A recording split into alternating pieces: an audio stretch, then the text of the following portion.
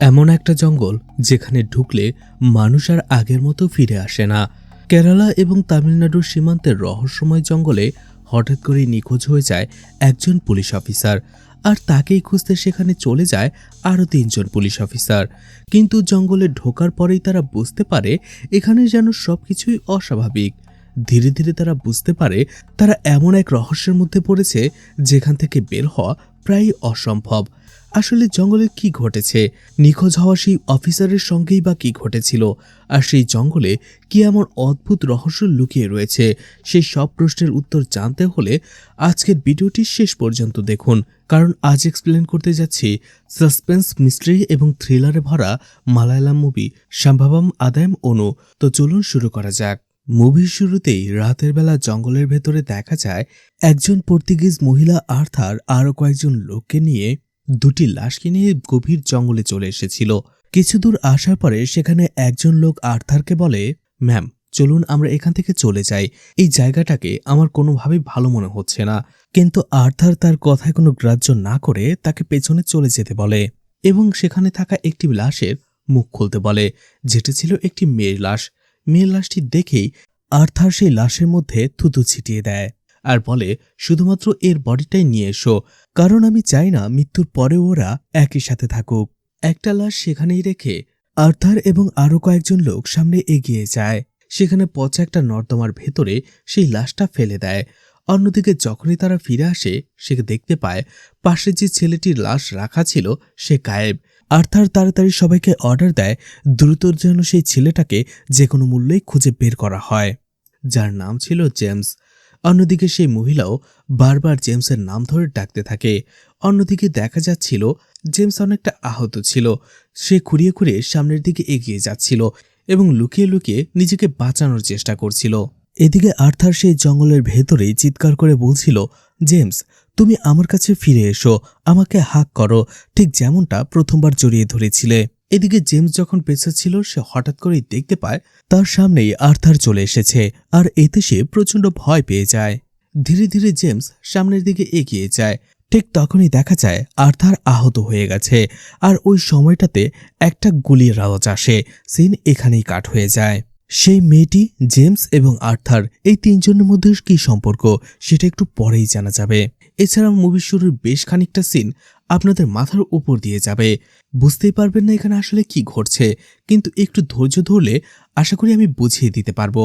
এরপরেই আবারও সেই জঙ্গলের দৃশ্য দেখানো হয়, যেখানে দেখা যায় জঙ্গলের ভেতরেই একটা নর্দমা থেকে একটা হাত বের হয়ে আসে, আর একটু পরেই সেই নর্দমা থেকে উঠে আসে একজন লোক। সে আহত অবস্থায় সামনের দিকে এগিয়ে যাচ্ছিল। এরপরেই আরও একজন লোককে দেখানো হয়, এর নাম পিটার। সেই পিটারও সেই জঙ্গলের ভেতরেই হন্তদন্ত হয়ে দৌড়াতে দেখা যাচ্ছিল, আর তাকে দেখে বোঝাই যাচ্ছিল সে অনেকটা হতাশ হয়ে পড়েছে, হাঁপিয়ে পড়েছে। এরপরেই আরও একটি লোককে দেখানো হয়, যে কিছুক্ষণ চলার পরে হঠাৎ করেই বড় একটা গাছ দেখে সেই গাছের ভেতরে কিছু একটা খোদাই করতে শুরু করে। এদিকে অন্য কয়েকজন ছেলে মেয়েকেও দেখানো হয়, তারা আসলে জঙ্গলে এসেছিল শিকার করার জন্য। মেয়েটি একটি পশুর দিকে গান তাক করে রেখেছিল, কিন্তু হঠাৎ করেই অন্য একটি মেয়ের পায়ের আওয়াজ হওয়াতে সেই পশুটা সেখান থেকে দৌড়ে পালিয়ে যায়। এতে তাদের সাথে থাকা একটি ছেলে প্রচণ্ড রেগে যায় আর মেয়েটিকে বলে, তুমি শুট কেন করলে না? মেয়েটিও বুঝতে পারে তার শুট করা উচিত ছিল। ঠিক তখনই অন্য একটা দিকে সে শুনতে পায় যে কিছু একটা আসছে, আর এই জন্য সেও সেই দিকে গান তাক করে বসে, আর এরপরই হুট করে শুট করে বসে। আর সেই গুলির শব্দে সবকিছু যেন থমকে যায়। সেই লোকটা গাছে খোদাই করা বন্ধ করে দেয়। পিটারও থেমে আশেপাশে তাকাতে শুরু করে। সেই ছেলে মেয়েগুলো অবাক হয়ে দেখছিল, আসলে তারা একটা ভুল করে ফেলেছে। আসলে মেয়েটি পশু ভেবে যাকে শুট করেছিল সেটা আসলে সেই লোকটা ছিল, যে একটু আগেই ডোবা থেকে উঠে এসেছিল, যার রক্তাক্ত বডিটা সেখানেই পড়েছিল। আর ঠিক তখনই জঙ্গলের ভেতরে পিনপন নীরবতা ছেয়ে যায়। চারপাশে শোষর শব্দ হতে শুরু করে, আর সেই শব্দের ভেতরেই ভেসে আসে আর্থারের কণ্ঠ, জেমস তুমি কোথায়? আমার কাছে ফিরে এসো। ধীরে ধীরেই যেন সেই শোষর শব্দটা একেবারেই তীক্ষ্ণ হয়ে যায়, এতটাই বিকট হয়ে যায় যে সেই শব্দটা কেউ আর সহ্য করতে পারছিল না। তারা তাদের কান এবং চোখ বন্ধ করে ফেলে, আর একটু পরেই পুরো জঙ্গলটা অন্ধকার হয়ে যায়। এরপরেই পিটার চোখ মেলে তাকায়, আবারও জঙ্গলের ভেতরে যেন সবকিছু একেবারেই স্বাভাবিক। পিটার আর কিছু না ভেবে কোনো একটা দিকে দৌড়াতে শুরু করে। দৌড়াতে দৌড়াতে হঠাৎ করে একটা সময় সে সাইডে তাকায়। সিন এখানেই কাট হয়ে যায়। ঠিক এরপরেই আবারও আনানকে একই রকমভাবে চোখ মেলে তাকাতে দেখা যায়। সে আসলে হসপিটালে তার স্ত্রীর জন্য অপেক্ষা করছিল, আর তাকে দেখে মনে হচ্ছিল চোখ বন্ধ করে সে কিছু একটা বাজে অনুভূতি পেয়েছে বা দুঃস্বপ্ন দেখেছে, যাতে করে সে নার্ভাস হয়ে গেছে। তখনই ডক্টর তাকে ডেকে নেয়।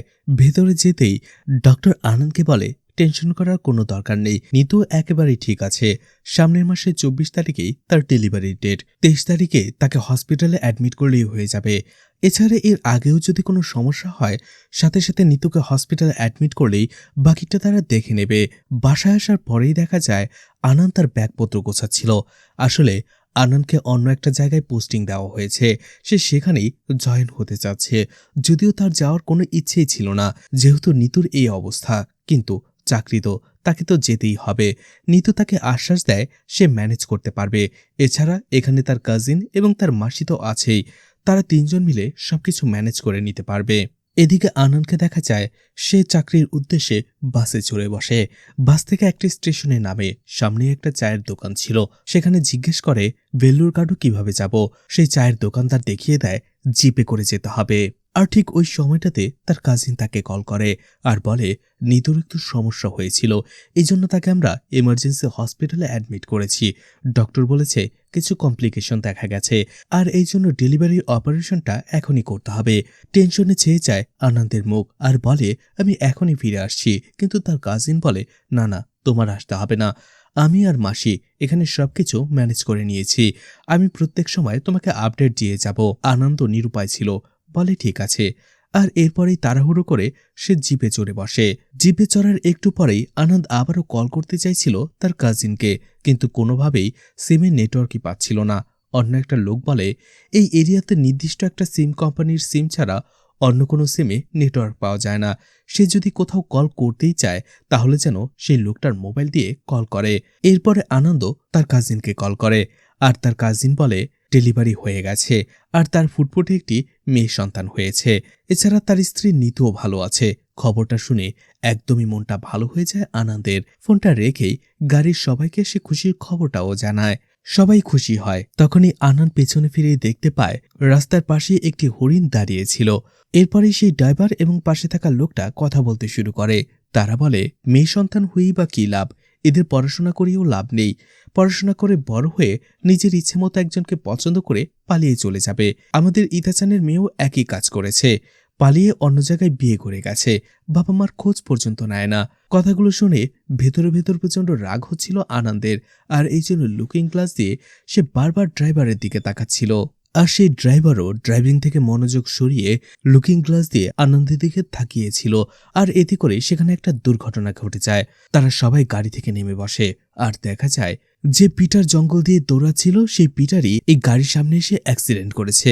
আহত পিটার কাউকে কিছু না বলে শুধুমাত্র রাস্তার ভেতরে হাত দিয়ে কিছু একটা ইশারা করছিল, কিন্তু কেউ সেটা বুঝতেই পারে না। আনন্দ সবাইকে বলে তাড়াতাড়ি একে হসপিটালে নিয়ে যেতে হবে। তখন সেই ড্রাইভার বলে আরে তুমি কি পাগল নাকি, একে হসপিটালে নিয়ে গেলে পুলিশ কেস হবে। আনন্দ বলে আমি নিজেই একজন পুলিশ অফিসার। এতে সেই ড্রাইভার ভয় পেয়ে যায়। আনন্দ বলে এখন তাড়াতাড়ি পাশের একটা হসপিটালে একে নিয়ে চলো। সবাই পিটারকে গাড়িতে তোলে। অন্যদিকে ছোট্ট মেয়েটা পাশেই পড়ে থাকা পিটারের ওয়াকি টকিটা আনন্দকে দেয়। আনন্দ দেখা যায় সে হসপিটালে বসে অপেক্ষা করছিল। তখনই সেখানকার থানার এসএইচও আশুখান চলে আসে, আনন্দের সাথে দেখা করে। আনন্দ পিটারের কাছ থেকে পাওয়া তার ওয়ালেটটা দেয় এবং সেই ওয়াকি টকিটাও। ওয়ালেট থেকে পিটারের একটা কার্ড পাওয়া যায়, যেখানে আশুখান দেখতে পায় পিটার আসলে পেরুমালা স্টেশনের একজন পুলিশ অফিসার। আর এই জন্য সে বলে তাহলে আমাদের সেই থানায় একটা রিপোর্ট করতে হবে তাড়াতাড়ি। তখনই আরও একজন পুলিশ অফিসার সেখানে আসে আর জানায় পিটারের একটু ব্লাড লস হয়েছে ঠিকই, কিন্তু সে ঠিক হয়ে যাবে। তখনই আশুখান তাকে বলে পিটারের ফ্যামিলিকে কি তুমি খবর দিয়েছ? তারা না আসা পর্যন্ত তুমি এখান থেকে যাবে না। এছাড়া জিপে যারা যারা ছিল তাদেরও একটি স্টেটমেন্ট নিয়ে রাখো। এরপরেই তারা তিনজন চলে যায় পাশেরই একটি ক্যান্টিনে চা খাওয়ার জন্য, আর সেখানেই গল্প করতে শুরু করে। আর সেখানেই তারা জানতে পারে যে আজকেই আনন্দের একটি মেয়ে হয়েছে। এটা শুনে তারা খুশি হয়ে যায়। আশুখান বলে তাহলে তুমি এখনই ফেরত চলে যাও, কয়েকদিন পরে সে জয়েন হয়ে যেও। আনন্দ বলে না ঠিক আছে। আশুখান বলে তাহলে তুমি সামনের সপ্তাহে যেয়ে কয়েকদিন থেকে এসো। এরপরে আশুকান তাকে জিজ্ঞেস করে তার আগেরবার ট্রান্সফার কেন হলো, ডিসিপ্লিনারি অ্যাকশন কেন নেওয়া হলো। আনন্দ বলে, আসলে আমার পরিবারে আমি আর আমার স্ত্রী ছাড়া আর কেউ নেই। আর নিতুর যখন প্রেগনেন্সির সময় চলছিল তখন আমার সবকিছুই সামলাতে হচ্ছিল, ডিউটি এবং নিতুর প্রেগনেন্সি, এই জন্য খাটনিটা অনেক বেশি হচ্ছিল। একটা সময় ডিউটিতে যেয়ে আমি অনেক টায়ার্ড হয়ে গিয়েছিলাম, ঘুমিয়ে পড়েছিলাম। তখনই সেখানকার এসএইচও এসেছিল, আমি তাকে সেলুট দিতে পারিনি, আর এই জন্যই আমাকে এখানে ট্রান্সফার করা হয়েছে। এটা শুনে আশুকান হাসতে শুরু করে আর বলে, সম্মানটা সবসময় সেলুটে থাকে না, বরং ব্যবহারে থাকে। তুমি এইসব কিছু নিয়ে টেনশন করো না। এরপরেই তারা আনন্দের বাবা মা সম্পর্কে জিজ্ঞেস করে। আনন্দ বলে, তার বাবা তার জন্মের আগেই মারা গেছে, আর কয়েক বছর পরে তার মাও মারা গেছে তার বাবার শোকেই। অন্যদিকে সে এবং তার স্ত্রী পালিয়ে বিয়ে করেছে, আর এই জন্যই তার ওয়াইফের বাড়ির কেউ তাদের সাথে সম্পর্কও রাখে না। আশুকান বলে, টেনশন করো না, এখনকার এগুলো কোনো বিষয়ই না, কয়েকদিন পরে ঠিক হয়ে যাবে। একটু পরেই রশিদ কল করে আশুকানকে আর বলে, স্যার এখানে ছোট্ট একটা ঘটনা ঘটে গেছে। এখানে একটা গাড়ি সন্দেহজনকভাবে দাঁড়িয়েছিল, আমরা চেক করতেই দেখি সেই গাড়ির ভেতরে 2জন মেয়ে এবং কয়েকজন ছেলেও ছিল। আমরা তাদের জঙ্গলের ভেতরে যাওয়া থেকে আটকাচ্ছিলাম, কিন্তু তারা ভিডিও শুট করতে শুরু করেছে। এছাড়া তাদের মধ্যে হয়তো কয়েকজনের ওপরে প্রভাবশালী লোকের সাথে হাতও রয়েছে। কিন্তু রেজি স্যার কোনো কথাই শুনতে পাচ্ছে না। রেজির কথা শুনেই আশুকান একটু টেনশনে পড়ে যায়। রশিদ যে তাদের বোঝাতে শুরু করে যে তোমাদের ভালোর জন্যই বলা হয়েছে, কিন্তু তারা প্রচন্ড রেগে কথা বলছিল আর বলছিল আমাদেরকে সরি বলতে হবে, সে কেন আমাদের সাথে এমন ব্যবহার করলো। অন্যদিকে একটি মেয়ে পুরোটা সময় ভিডিও করে যাচ্ছিল। যখনই তার ফোনে একটা ফোন আসে এবং সে কলটা ওঠাতে যাবে, অর্থাৎ ভিডিওটা কাট হয়ে যায়, ঠিক ওই সময়টাতে রেজি তাদের মারতে শুরু করে।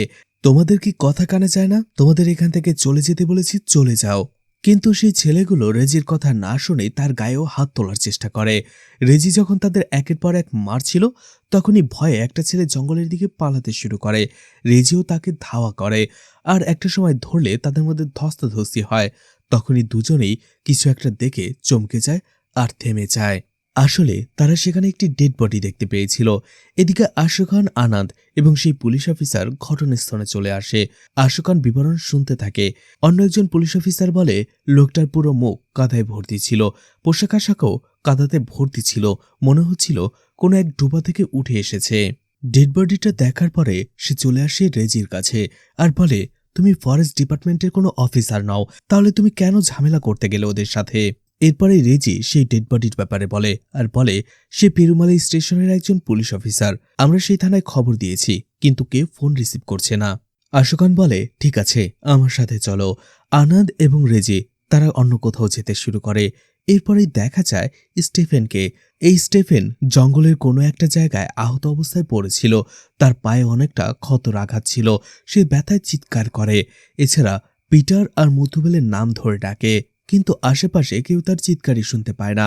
এদিকে সে বারবার ওয়াকি টকিতে কন্টাক্ট করার চেষ্টা করছিল পিটারের সাথে, কিন্তু পিটারের ওয়াকি টকিটা যেহেতু আশুকান এবং আনন্দের কাছে ছিল, তাই তারা সেখানে কথাগুলো শুনতে পায়।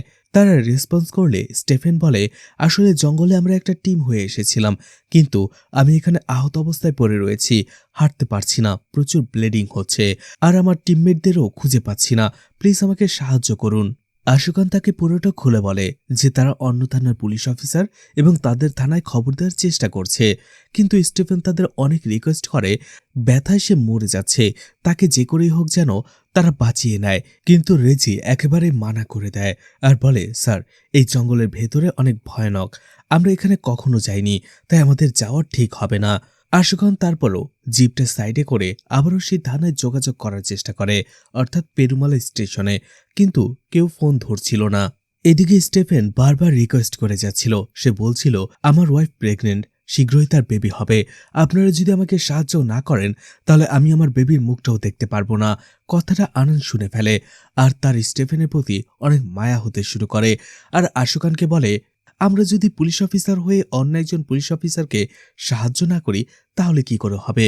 কিন্তু রেজি কোনোভাবেই রাজি হচ্ছিল না। এরপরে যখন আশুকান তাকে বলে যে তাদের যাওয়া উচিত, অবশেষে তারা সেই জঙ্গলের ভেতরে যেতে শুরু করে। এইদিকে সেই ঘটনা দেখানো হয় যে কিভাবে স্টিফেন, পিটার এই জঙ্গলের ভেতরে ফেসে গেল। আসলে তারা একটা পুলিশ ভ্যান নিয়ে কয়েকজন কয়েদিকে নিয়ে যাচ্ছিল, কিন্তু সেই কয়েদিরা তাদের সুযোগ নিয়ে সেখানে পুলিশদের উপরই আক্রমণ করে বসে, এমনকি একজন পুলিশ অফিসারের হাতে গুলিও করে বসে। আর এরপরেই পুলিশদের জিম্মি করে তারা সেখান থেকে পালিয়ে সেই জঙ্গলের দিকে চলে আসে। এদিকে পিটার, মুথুবেল এবং স্টেফেন সহ আরো কয়েকজন পুলিশ অফিসার সেই কয়েদিদের তাড়া করতে করতে জঙ্গলের ভেতরে চলে আসে।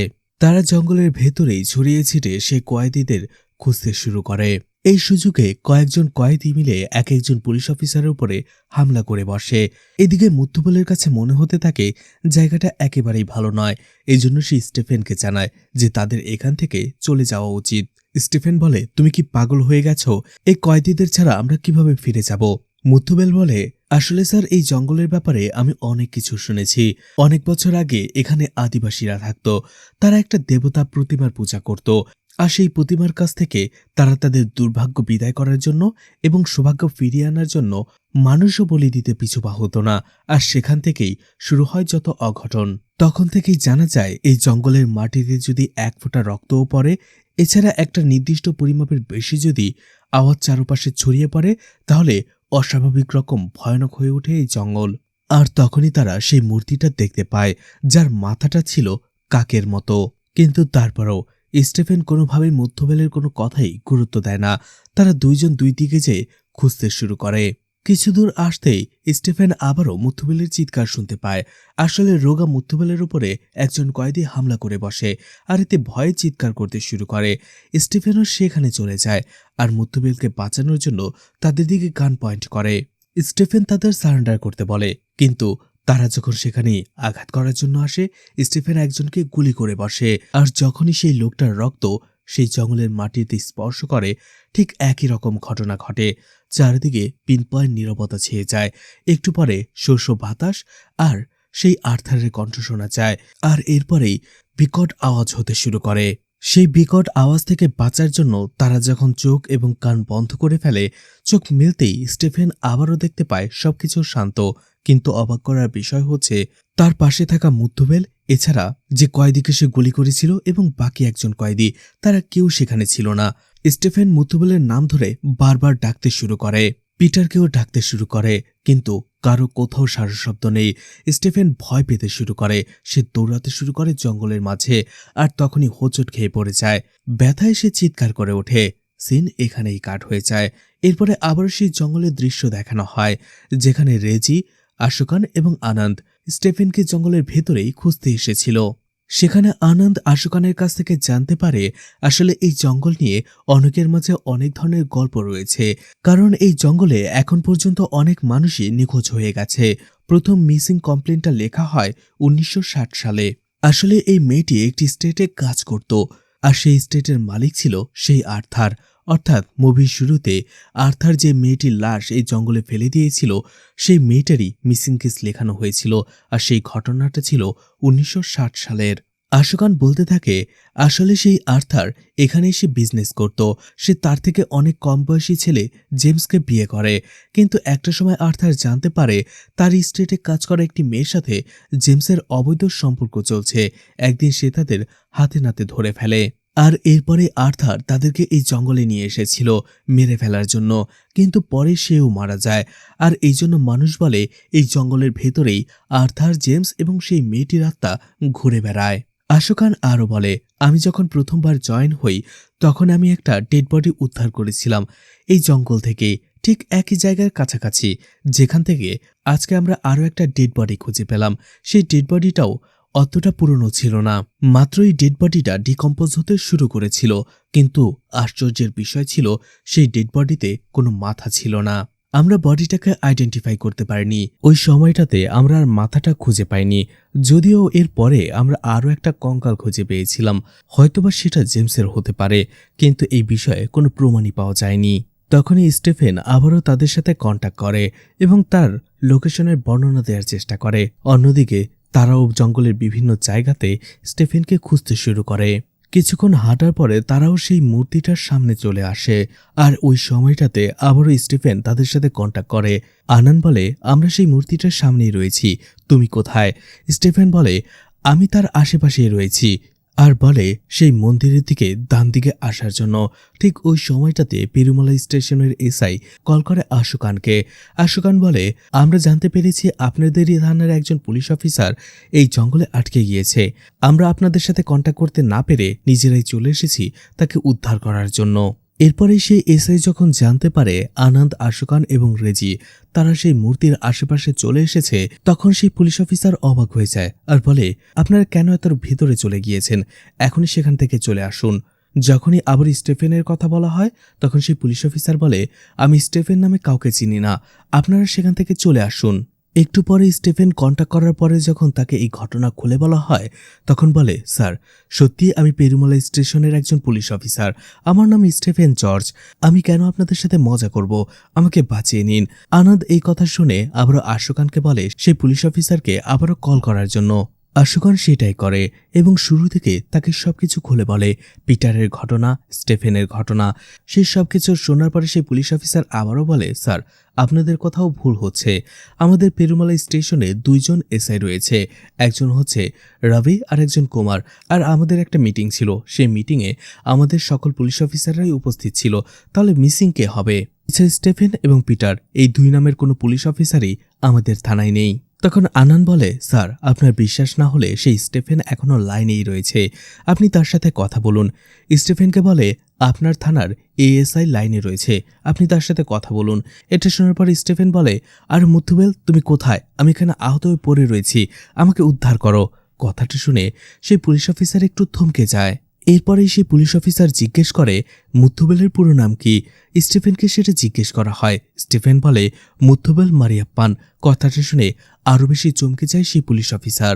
সেই পুলিশ অফিসার আশু খান আর আনানকে বলতে থাকে, হ্যাঁ স্টিফেন নামে আমাদের এই জায়গায় একজন পুলিশ অফিসার ছিল, কিন্তু সেটা আজকে নয়, 30 বছর আগে স্টিফেন এবং তার টিম সেই জঙ্গলে যে মিসিং হয়ে গিয়েছিল।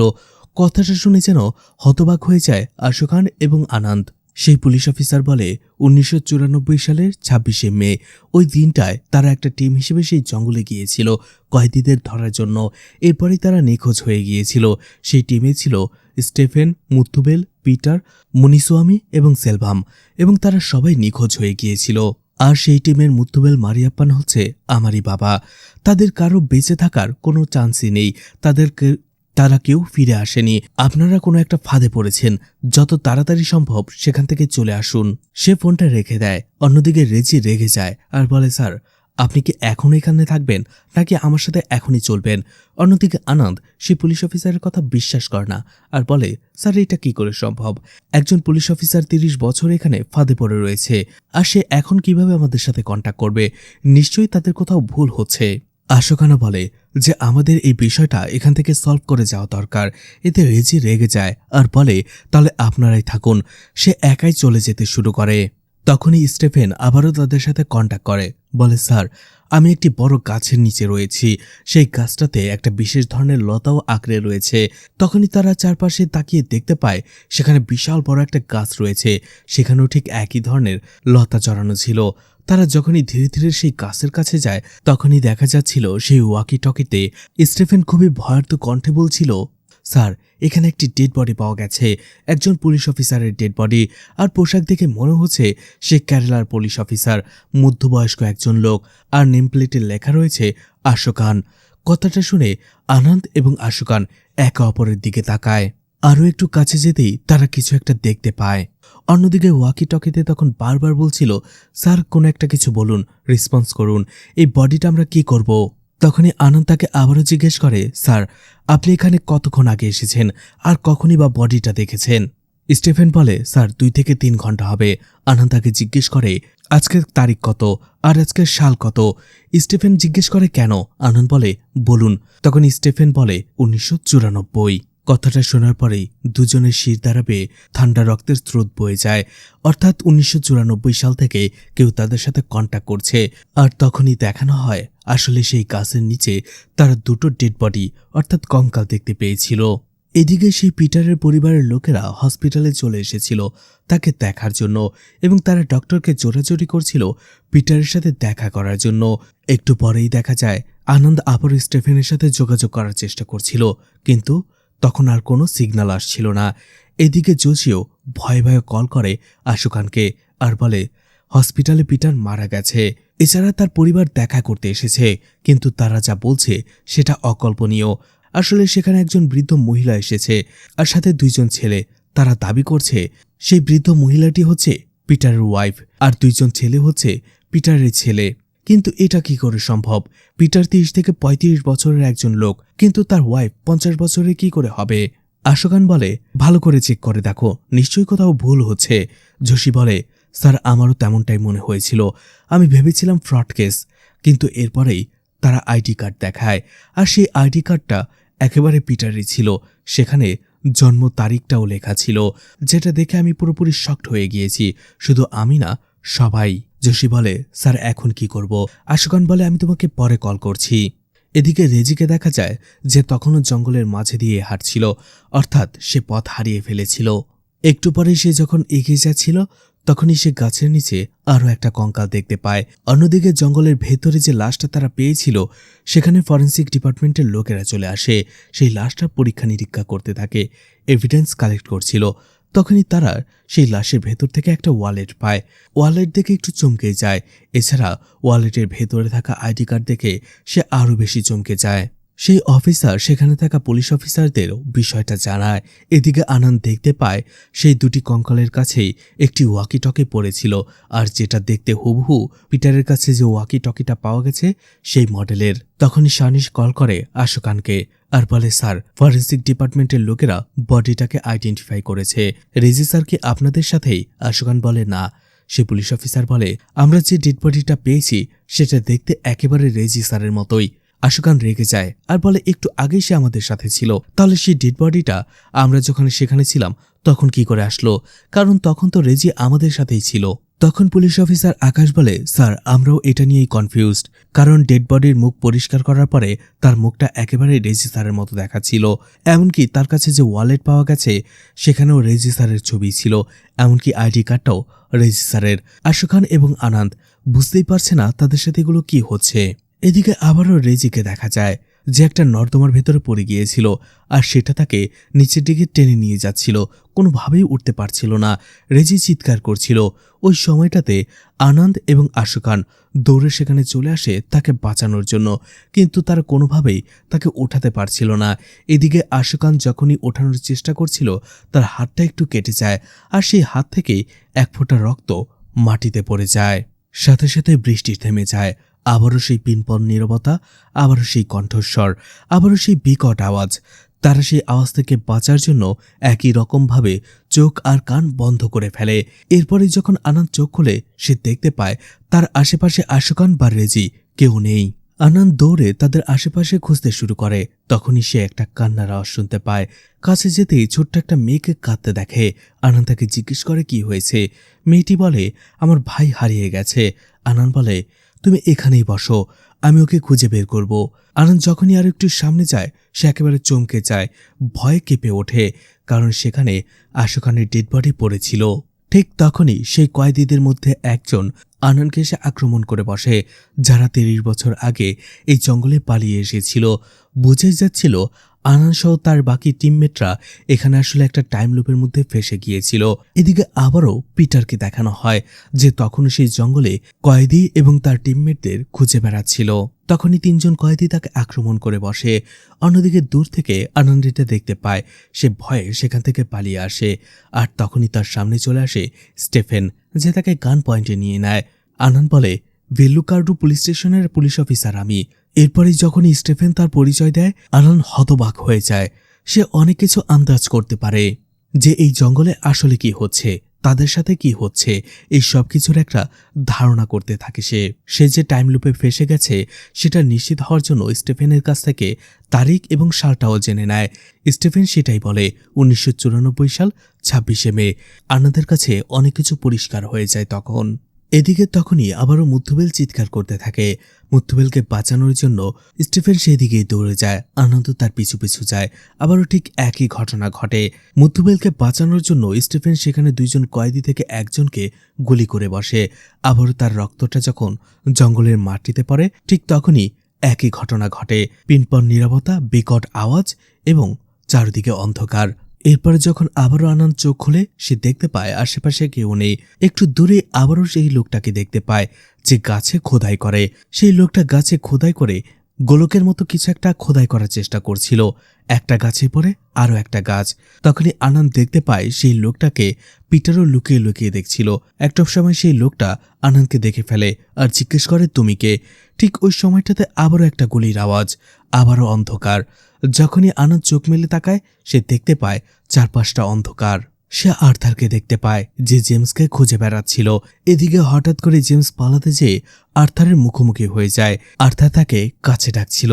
একটা সময় জেমস নিজেকে বাঁচানোর জন্য আর্থারকে আঘাত করে পালাতে শুরু করে। ঠিক ওই সময়টাতে আর্থারের আরও একজন লোক এসে জেমসের গলা কেটে মেরে ফেলে।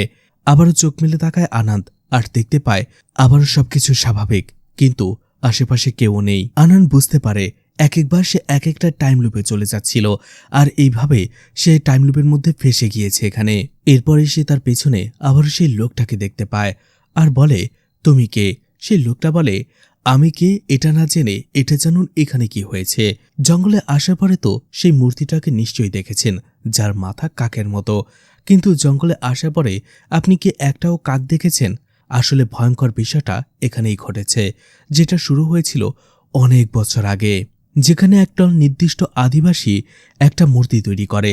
সেই মূর্তি যার মাথা কাকের মতো, আর সেটার তারা পুজো করত, কারণ তারা মনে করত কাক হচ্ছে তাদের গডের সিম্বল। সেই মূর্তির চারপাশে ঘুরে তারা সেটার পুজো করত।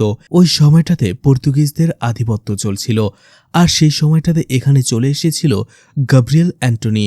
আর সেই কিং অ্যান্টনি এখানে আসার পরে তার নিজের ধর্ম প্রচার করতে থাকে। তার কাছে একটাই ধর্ম, সেটা হচ্ছে কিং অ্যান্টনির ধর্ম। বাকি ধর্ম এবং ধর্মীয় স্থানগুলো সে ভেঙে চুরে চুরমার করে দেয়। পুজো করা প্রার্থনা করা মূর্তিগুলো তার দেশে পাচার করে দিত। আর এভাবেই তার নজর আসে এই জঙ্গলে থাকা কাকের মূর্তিটার ওপরে। অ্যান্টনি তার পুরো সৈন্যবাহিনী নিয়ে জঙ্গলে চলে আসে। সেই আদিবাসীরা অ্যান্টনির কাছে প্রার্থনা করে, কিন্তু কোনো কাজই হয় না। অ্যান্টনি তার পুরো সৈন্যবাহিনীকে লাগিয়ে দেয় সেই মূর্তিকে উঠিয়ে নিয়ে আসার জন্য, কিন্তু শত চেষ্টার পরেও সেই কাকের মূর্তিটাকেও তারা এক বিন্দু নড়াতে পর্যন্ত পারে না। এতে অ্যান্টনি প্রচণ্ড রেগে যায় আর সেই আদিবাসীকে মেরে ফেলার নির্দেশ দেয়, আর সেখানে একটা ম্যাসাকার হয়ে যায়। সেসব আদিবাসীদের সেখানেই মেরে ফেলে। এমনকি সেই বাগানের আশেপাশে যত কাক ছিল সে তাদেরকেও আগুনে পুড়িয়ে ফেলে। আর এখান থেকেই শুরু হয় যত ভয়ঙ্কর খেলা। সেই কাকের মূর্তি ভয়ানক রূপে রূপান্তরিত হয়। সেই ম্যাসাকার করার পরে কিং অ্যান্টনি এবং তার টিম এই জঙ্গল থেকে বের হওয়ার চেষ্টা করে, কিন্তু কোনোভাবেই সেটা পেরে ওঠে না। একদিন যায়, এক সপ্তাহ যায়, মাস পেরিয়ে বছর চলে যায়, কিন্তু কোনোভাবেই এই জঙ্গল থেকে তারা আর বের হতে পারে না। আর ওই সময় থেকেই এই জঙ্গলের মাটিতে যদি এক ফোঁটা রক্ত পড়ে, কোনো শব্দ যদি নির্দিষ্ট একটা পরিমাপের বাইরে চলে যায়, তাহলে এই প্রতিমা ভয়ঙ্কর এক দৈত্যতে পরিণত হয়। চারপাশে পরিবেশও ভয়ঙ্কর হয়ে যায়। আর তখন থেকে এমনটাই হয়ে চলেছে। তুমি হয়তো এই জঙ্গলে অনেকেই দেখেছ, আসলে তারা সবাই এই জঙ্গলের ভেতরে একটা টাইম লুপে ফেসে গেছে। আনন্দ বলে, তুমি এইসব কিছু কি করে জানলে? সেই লোকটা বলে, আমি তো সবকিছুর কারণ। আমি সে আদিবাসীদের সাথে বিশ্বাসঘাতকতা করে কিং অ্যান্টনিকে এখানে নিয়ে এসেছিলাম, যার জন্য এই সব কিছু ঘটেছে। আনন্দ কারো কণ্ঠস্বর শুনে সেদিকেই যাচ্ছিল। সেই লোকটা বলে, যদি এই সব কিছু থেকে বের হতে চাও, যেটার জন্য এই ঘটনা শুরু হয়েছিল সেটা যেন কখনো না ঘটে। আর যতক্ষণ না পর্যন্ত আমরা সেটা করতে পারবো, আমরা এই ফাঁদ এবং এই টাইম লুপের মধ্যে ফেসেই থাকবো, কখনো বের হতে পারবো না। আনন্দ সেই চিৎকার শুনে দৌড়ে চলে আসে। আর তখনই সে দেখতে পায় রেজি সেই ডোবার মধ্যে বাঁচার জন্য চিৎকার করছে। সে যখনই বাঁচাতে যাবে সে দেখতে পায় অন্যদিক থেকে আনন্দ এবং আশুকান সেদিকে ছুটে আসছিল। এদিকে এই আনন্দ এটা চেয়ে দেখছিল। তখন সে বুঝতে পারে সে আবারও অন্য একটা টাইম লুপে চলে এসেছে, কিন্তু আবারও সবকিছু থেমে যায় যখন আশুকানের হাত থেকে কাটা রক্ত মাটিতে পড়ে। আবারও একই ঘটনা ঘটে, যার ফলে আনন্দ অন্য একটা লুপে চলে আসে, যেখানে চারপাশটা অন্ধকার। আনন্দ বুঝতে পারে এই লুপ তাকে ভাঙতে হবে, এই জন্য সে চিৎকার করার চেষ্টা করে। এরপর এই জঙ্গলের ভেতরে কয়েকটি ছোট ছোট বাচ্চাকে স্কুলে যেতে দেখা যায়। স্কুলে যাওয়ার সময় একটি বাচ্চা জঙ্গলে একটা সাদা ঘোড়া দেখতে পায়। সে সেটার পেছনেই ছুটতে শুরু করে। তার বোনও তাকে থামানোর জন্য সেটার পেছনেই ছুটতে শুরু করে। একটা সময় রেজি চিৎকার করে উঠে বোন বলে ডেকে। আর এরপরে রেজি অনেক কষ্টে সেই ডোবা থেকে উঠে আসে, যেটা মুভির শুরুর দিকে দেখানো হয়েছিল।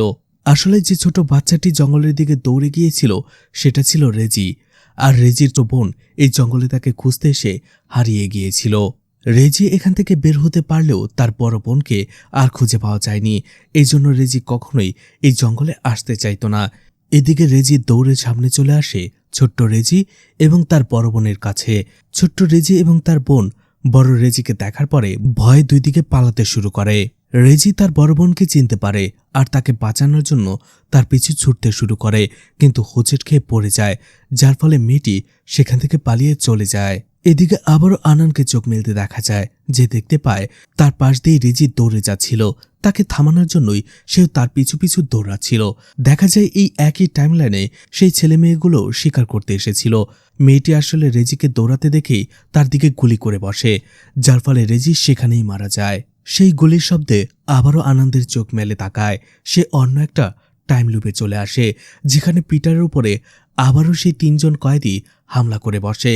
এবার আর আনন্দ পালিয়ে যায় না, সে পিটারকে তাদের তিনজনের হাত থেকে বাঁচিয়ে নেয়। আনন্দ আসলে বুঝতে পারছিল এক একবার রক্তপাত, এক একবার আওয়াজের ফলে সে এক একটা টাইমলাইনে হারিয়ে যাচ্ছিল। এই জন্য সে পিটারকে বলে, স্যার কোনোভাবেই গুলি করবেন না, আমি আপনাকে পুরো বিষয়টা খুলে বলবো। এরপরেই আনন্দ চলে আসে স্টিফেনের কাছে, কারণ সে জানত স্টিফেন কোথায় আছে। কারণ একটু আগেও ঠিক একই টাইমলাইনে সে এসেছিল।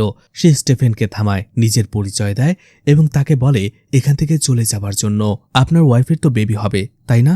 একটা ছেলে বেবি। এটা জানার পরে স্টিফেন অবাক হয়ে যায়, বলে আপনি কে? আনন্দ বলে, আমার নাম আনন্দ, আমার মায়ের নাম সেতুলক্ষ্মী, আমার বাবা নেই, আমি আমার বাবাকে এখন পর্যন্ত দেখিনি, আমার বাবার সাথে কি হয়েছিল সেটাও আমি জানি না, কিন্তু এখন আমি বুঝতে পারি কি হয়েছিল। ৩০ বছর আগে সে এই জঙ্গলে এসে নিখোঁজ হয়ে গিয়েছিল। আমি আমার বাবাকে শুধুমাত্র ফটোতে দেখেছিলাম। তখনই তার মানিব্যাগ থেকে আনন্দ নিজের বাবার ফটোটা স্টিফেনকে দেখায়। স্টিফেন অবাক হয়ে যায়, কারণ সেই ওয়ালেটে স্টিফেনের ছবিই ছিল। অর্থাৎ এই স্টিফেন হচ্ছে আনন্দের বাবা, যে ৩০ বছর আগে এই জঙ্গলে এসে নিখোঁজ হয়ে গিয়েছিল। এমনকি আনন্দ নিজের আধার কার্ডটাও দেয়। ঠিক ওই সময়টাতে স্টিফেনের উপরে পাখি পটি করে দেয়। এটা আগের বারও হয়েছিল। তাই আনন্দ বলে, এখনই বাদ্যরা ডাকতে শুরু করবে, আপনি আপনার ডান পাশ থেকে বিকট আওয়াজ শুনতে পাবেন, কারণ সেই কয়েদিরা আপনাদের টিম থেকে একজন পুলিশ অফিসারকে মেরে ফেলার চেষ্টা করছে। আপনি যদি এখনই যান তাহলে তাকে বাঁচাতে পারবেন, কিন্তু সেখানে যে আপনি গুলি করবেন না, গুলি করলেই আবার সবকিছু শুরু থেকে শুরু হয়ে যাবে। স্টিফেন কিছুই বুঝতে পারছিল না, কিন্তু তারপরও তারা দৌড়ে সেখানে যেতে শুরু করে। এইদিকে আরও এক আনন্দকে দেখা যায়, যে দূর থেকে দাঁড়িয়ে এটা দেখছিল। অর্থাৎ এক টাইম লাইনের ভেতরে আরও এক টাইম লাইন। এই আনন্দ কোনো কিছু একটা ভাবার পরে সে অন্যদিকে যেতে শুরু করে। এদিকে স্টিফেন আর আনন্দ মুথুবেলের কাছে আসে। আনন্দ তাদের দুইজনকে গান দেখিয়ে তাদেরকে সেখান থেকে চলে যেতে বলে। তারা সেটাই করে। আনন্দ বলে, স্যার আমি আপনাদের পরে সবকিছু বুঝিয়ে বলবো এখানে কি হচ্ছে, তার আগে এখান থেকে আমাদের বের হতে হবে। স্টিফেনও সেটাই করে, পিটারকে ডাকে। তারা সবাই একসাথে হয়ে যায় আর সেই প্রতিমার কাছে চলে আসে। সেই দিক থেকে একটা দিকে যাওয়া শুরু করে, সেই জঙ্গল থেকে বের হওয়ার উদ্দেশ্যে। কিন্তু অনেকক্ষণ হাঁটার পরে দেখতে পায় আবারও সেই প্রতিমার কাছেই তারা চলে এসেছে। ঘুরে ফেরে এরপরে অন্য একজন পুলিশ অফিসার বলে, তার কাছে মনে হচ্ছে এই দিক দিয়ে যাওয়া দরকার। তারা সেটাই করে। আবারও ঘুরে ফিরে তারা সেই প্রতিমার কাছেই চলে আসে। এভাবে কয়েকবার করার পরে আনন্দ বলে, ঠিক আছে, আমাদের মনে হচ্ছে আমরা রাস্তা হারিয়ে ফেলছি, আমরা বৃত্তের মতো ঘুরে ফিরে এখানেই আসছি, তাই দুটো টিম নিয়ে আমরা দুই দিকে যাব। তারা সেটাই করে, কিন্তু কিছুক্ষণ হাঁটার পরে দেখা যায় আবারও একই। তারা ঘুরে ফিরে সে প্রতিমার কাছেই চলে এসেছে। সবাই হতাশ হয়ে পড়ছিল। তখনই আনন্দ উপরে দেখতে পায় কয়েকটা কাক সেখানে চারদিকে ঘুরে বেড়াচ্ছিল। তখনই মনে পড়ে সেই লোকটার কথা, যে গাছে একটা বৃত্তাকারের মতো কিছু একটা খোদাই করছিল। এদিকে পিটারকে যখন সে প্রথমবার দেখেছিল অ্যাক্সিডেন্ট হওয়ার পরে, সেও রাস্তার ভেতরে হাত দিয়ে এরকম গোলাকারে কিছু ইশারা করছিল। এরকম আরও কিছু লক্ষণ দেখে আনন্দ বুঝতে পারে এখান থেকে বের হওয়ার একটাই পথ, বৃত্তাকারে হাঁটতে হবে। সে বলে, তারা এই প্রতিমাকে কেন্দ্র করে বৃত্তের মতো গোলাকারে হাঁটবে, তাহলেই হয়তোবা এখান থেকে তারা বের হতে পারবে। সবাই সেটাই করে। কিছু দূর আসার পরে এবার তাদের মনে হতে থাকে তারা অনেকটা দূরে চলে এসেছে, প্রায় রাস্তার কাছাকাছি। আর ওই সময়টিতে দেখা যায় সেই কয়েদিরা পেছন থেকে মুথুবেলকে হামলা করে এবং তাকে সেখানেই মেরে ফেলে। একটু পরে স্টিফেন যখন বিষয়টা খেয়াল করে তারা আবারও পেছনে আসতে শুরু করে, কিন্তু সেখানে তারা মুথুবেলকে মরে পড়ে থাকতে দেখে। বুঝতে পারে সেই কয়েদিদের কাজ, কিন্তু তাদের হাতেও কোনো উপায় ছিল না। এই জন্য তারা মুথুবেলকে রেখেই আবারও এগোতে শুরু করে। কিছু দূর যাবার পরে আবারও পেছন থেকে স্টিফেনের উপরে হামলা করা হয়। স্টিফেন চিৎকার করতেই সবাই এসে তাকে বাঁচিয়ে নেয়। আনান বুঝতে পারে এখানে কয়েদিদের পিছু ছাড়াতে হলে তাদেরকে একটা টিম হিসেবে এগিয়ে যেতে হবে, কিন্তু আরও একজন কয়েদি সামনে চলে আসে আর সে তাদের ইশারা করে যে এই জঙ্গল থেকে তারা তাদের বের হতে দেবে না জীবিত। এতে আনন্দ প্রচণ্ড রেগে যায় আর সে সেই কয়েদির পিছু করে এবং পিছু করতে করতে আরও কয়েদিদের সামনে পড়তে সে তাদের মেরে ফেলে, কিন্তু খেয়াল রাখে কাউকেই সে রক্তাক্ত করে না। হয় কারো ঘাড় ঘুরিয়ে, না হয় অন্যভাবে আহত করে সে তাদের সেখানেই ফেলে রাখে, কারণ রক্ত একবার মাটিতে পড়লেই সবকিছু আবারও রিসেট হয়ে যাবে। আর এভাবেই সেই কয়েদিকে আনন্দ সেখানে গলা চেপেই মেরে ফেলে এবং তারা রাস্তার দিকে এগিয়ে যেতে শুরু করে। কিন্তু কিছু দূর আসার পরেই আনন্দের মনে হতে থাকে তাদের পেছন থেকে কেউ আসছে। ঠিক ওই সময়টাতে দেখা যায় আরও একজন কয়েদি বেঁচে ছিল, যে একটা সরু গাছের ডালা নিয়ে স্টিফেনের হাতে ঢুকিয়ে দেয়। এতে সে আহত হয়ে পড়ে। এরপরে সেই কয়েদি পালিয়ে যায়। অন্যদিকে এটি স্টিফেন দেখে আবারও ভেঙে পড়ে, কারণ স্টিফেন ততক্ষণে সেই গাছের ডালাটা নিজের হাত থেকে বের করে নিয়েছিল আর রক্তের ফোঁটাটা নিচে পড়তে শুরু করে। রক্তটা নিচে পড়তেই আবারও একই রকম আওয়াজ শুরু হয়। তারা কান চেপে ধরে, কিন্তু একটু অদ্ভুত বিষয়টা হচ্ছে এবার সেই শব্দটা একাই থেমে যায় আর আনন্দ দেখতে পায় স্টিফেন এবং পিটার তখনও তার সাথেই ছিল। অর্থাৎ এই টাইমলাইনটা এবার আর পরিবর্তন হয়নি। আর তখনই তারা গাড়ির একটা হর্ন শুনতে পায়। তারা বুঝতে পারে রাস্তার খুব কাছেই তারা চলে এসেছে। তারা দৌড়াতে শুরু করে আর দৌড়াতে দৌড়াতে অবশেষে তারা রাস্তা খুঁজে পায়। একটা গাড়ির সামনে আসে দাঁড়ায়।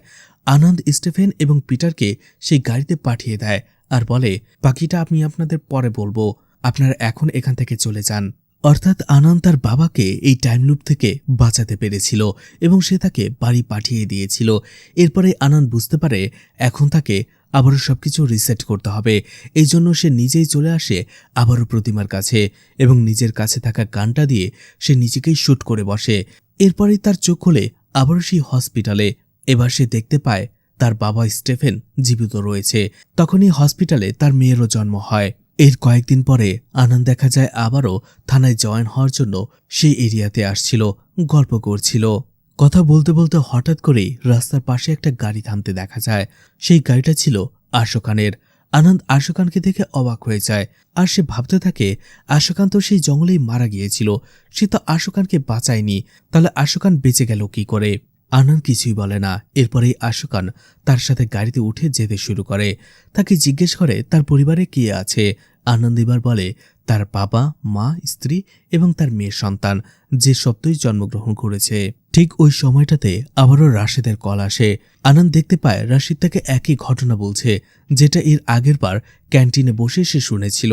অর্থাৎ সেই ছেলে মেয়েদের ঘটনা যাদেরকে রেজি আটকে রেখেছিল আর এখন তাদের সেখানেই যেতে হবে। আনন্দের মাথা কোনোভাবেই কাজ করছে না। তাহলে কি আনন্দ এই টাইম লুপ থেকে বের হতে পারেনি? তাহলে একই ঘটনা তার সাথে আবার কেন ঘটছে? এমনকি রাস্তার পাশে সেই হরিণটাও সে দেখতে পায়, যেটা সে আগের বার দেখেছিল। আর ঠিক আগের বারের মতোই এবারও হরিণের সাইনবোর্ড পার হওয়ার ঠিক পরপরই অ্যাক্সিডেন্ট হয় তাদের গাড়িটা। এবার অ্যাক্সিডেন্ট করে একটি মেয়ে। অন্যদিকে আশোকান সেই পুলিশ অফিসার মেয়েটিকে গাড়িতে তুলে নেয় হসপিটালে নিয়ে যাবার জন্য। আনন্দ পেছনেই বসেছিল। আশোকান আনন্দকে বলে মেয়েটির মোবাইল থেকে রিসেন্ট নাম্বার অথবা তার কোনো আত্মীয় স্বজনের নাম্বারে ডায়াল করে মেয়েটির ব্যাপারে জানানোর জন্য। আনন্দ যখনই সেটা করতে যাবে সে মেয়েটির মোবাইল দেখে হতবাক হয়ে যায়, কারণ মেয়েটির ওয়ালপেপারে মেয়েটির বাবার এবং মেয়েটির ছবি ছিল। আর সেই মেয়েটির বাবা আর কেউ নয়, আনন্দ নিজেই। অর্থাৎ আনন্দের মেয়েও এই টাইম লুপে এসে ফেসে গিয়েছিল আর আনন্দ তার মেয়ের টাইম লুপে চলে এসেছিল। আনন্দের মেয়ে যখন চোখ মেলে আনন্দের দিকে তাকায় সে তার বাবাকে চিনতে পারে, বাবা বাবা বলে ডাকে। আর তখনই সে মারা যায়। আনন্দ কাঁদতে শুরু করে। বুঝতে পারে সে যেটা ভেবেছিল এত সহজ এই বিষয়টা নয়।